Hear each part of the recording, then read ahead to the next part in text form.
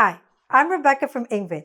I am so excited to do this lesson today because I know that when you make this one small correction in your pronunciation, you are going to correct maybe hundreds or literally thousands of possible errors that you might be making right now or that you might have made in the future. But once you watch this video and understand the small change that you need to make, you will be able to correct all of those errors. And that's an important thing to be able to do when one small change affects a lot. Okay? So let's get started. What is this lesson about? This lesson is about the word or the sound of or when it's used in a word. So what happens is that most of the time, students say it correctly when or is at the beginning of a word, but a lot of English learners make mistakes when or appears in the middle of a phrase and definitely when it appears at the end of a word. Lots and lots of mistakes are made in the pronunciation here. So what we are going to do is we're going to go step by step to see what happens to this sound at the beginning, in the middle, and at the end of a word or phrase. Okay, let's begin. So, when or the letters OR appear at the beginning or by themselves, then or stays like or. The word or, which you know by itself, that's how you pronounce it. There is no change. It is stressed. It is strong. Okay? Let's look at some words with or. The word or by itself is pronounced or. Also, organize, ornament, orphan, organic, orchard. Okay? What did you hear here? That or sounds like or, right? So far you're saying, okay, what's the big deal? The big deal is over here, so make sure you keep watching, okay? All right, let's look at some examples. Number one, that's an order. You can read it with me. You can repeat it after me, whatever you like. The more you participate, the more you will master what you need to learn. Number two, it's an oral exam, okay? Not written, oral. Number three, this table is very ordinary. Okay, again, or being pronounced like or. Number four, she works for a large organization. Organization, good. And number five, the orchestra was amazing.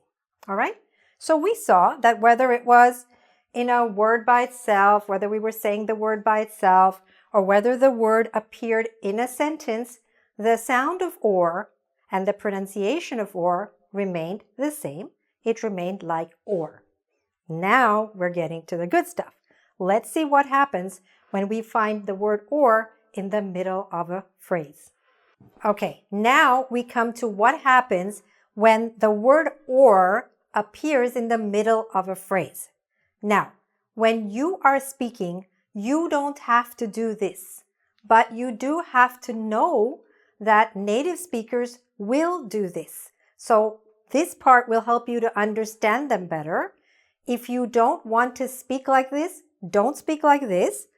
This you already do. This is to help you to understand better. And this last part is going to be very, very important to correct some of the things that you say. So hang in there for the last part, okay? But let's do this part now. So what happens when or is used in the middle of a phrase?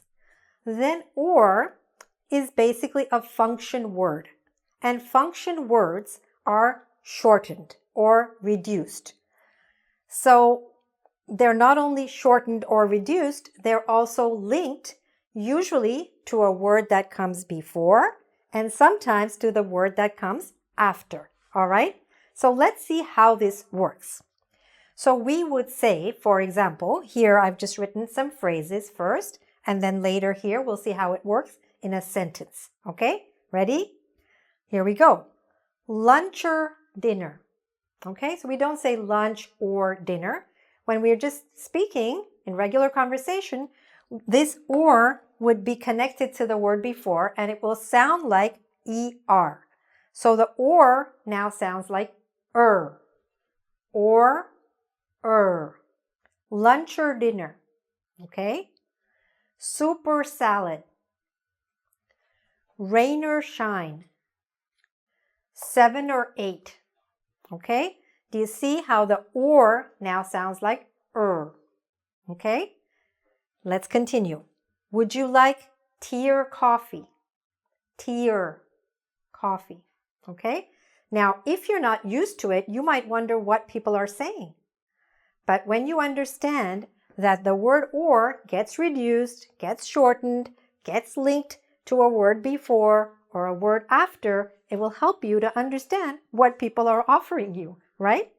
Okay, they're not offering you tears. They're offering you tea or coffee.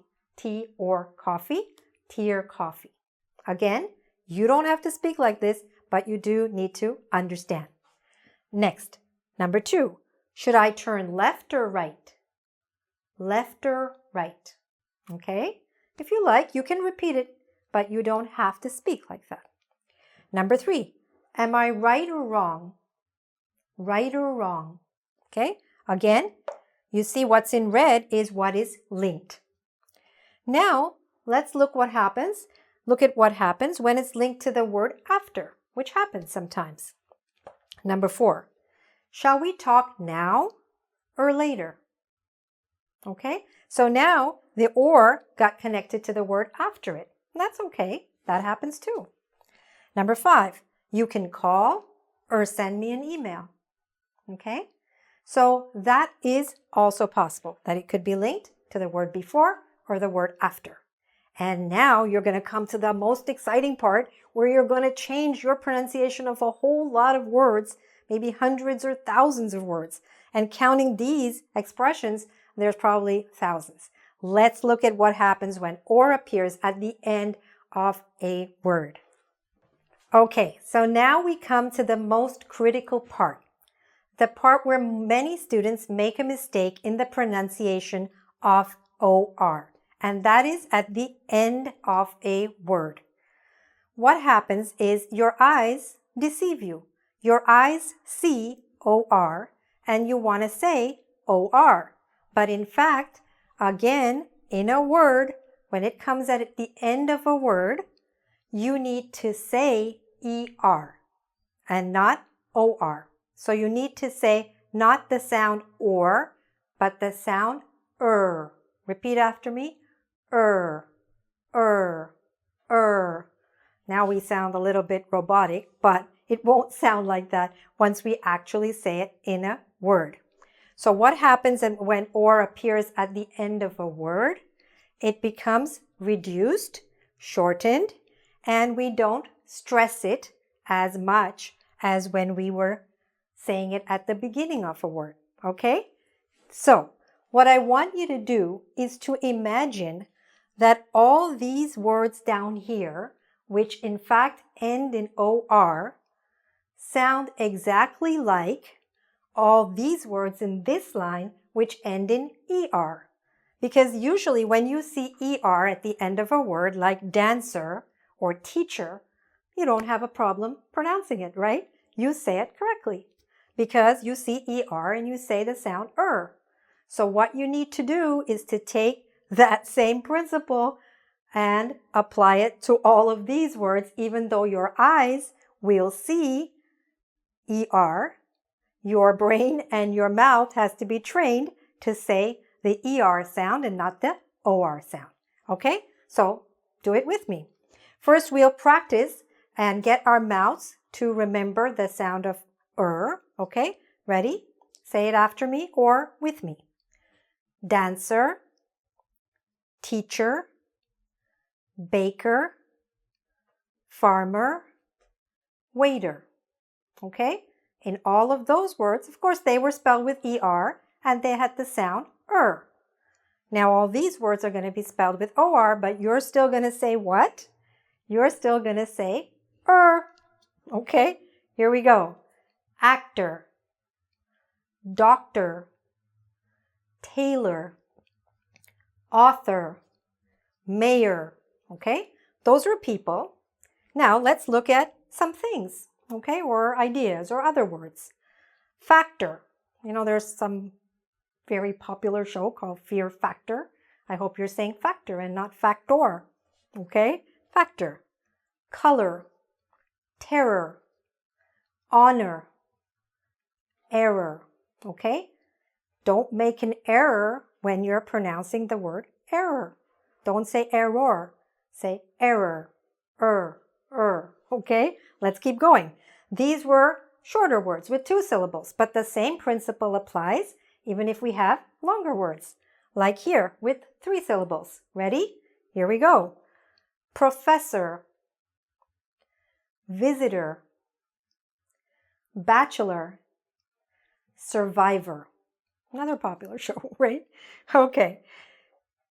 Also some more things. Monitor, reactor, like a nuclear reactor. Behavior, equator.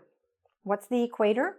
The equator is an imaginary line that goes around the Earth and divides it between the northern and southern hemisphere. Okay. Now let's look at some longer words, okay?